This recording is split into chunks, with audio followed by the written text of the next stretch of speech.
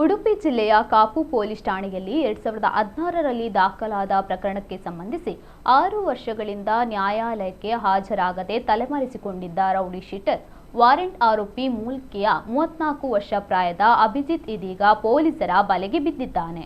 Karkala DYSP ಮತ್ತು Kapu police ವೃತ್ತ ನಿರೀಕ್ಷಕರ ಮಾರ್ಗದರ್ಶನದಲ್ಲಿ ಕಾಪು ಪೊಲೀಸ್ ಠಾಣೆಯ ಪಿಎಸ್ಐ ತೇಜಸ್ವಿ ಮತ್ತು ಶುಭಕರ ಪಿ ಅವರ ನೇತೃತ್ವದ ಪೊಲೀಸ್ ತಂಡ ಮೇ 15ರಂದು ಬೆಳ್ತಂಗಡಿ ತಾಲೂಕಿನ ಪುಂಜಲಕಟ್ಟೆಯಲ್ಲಿ ಆರೋಪಿಯನ್ನು ದಾಸ್ತಗಿರಿ ಮಾಡಿದೆ. ಆರೋಪಿ ಅಭಿಜಿತ್ ವಿರುದ್ಧ ಮೈಸೂರು, ನರಸಿಂಹರಾಜಪುರ ಮತ್ತು ಬಜಪೆ ಪೊಲೀಸ್ ಠಾಣೆಗಳಲ್ಲಿ ಪ್ರಕರಣ ದಾಖಲಾಗಿರುತ್ತದೆ. ಆರೋಪಿಯನ್ನು ನ್ಯಾಯಾಲಯಕ್ಕೆ ಹಾಜರುಪಡಿಸಿದ್ದು ನ್ಯಾಯಾಲಯವು ಮೇ 25ರವರೆಗೆ ನ್ಯಾಯಾಂಗ ಬಂಧನ ವಿಧಿಸಿದೆ.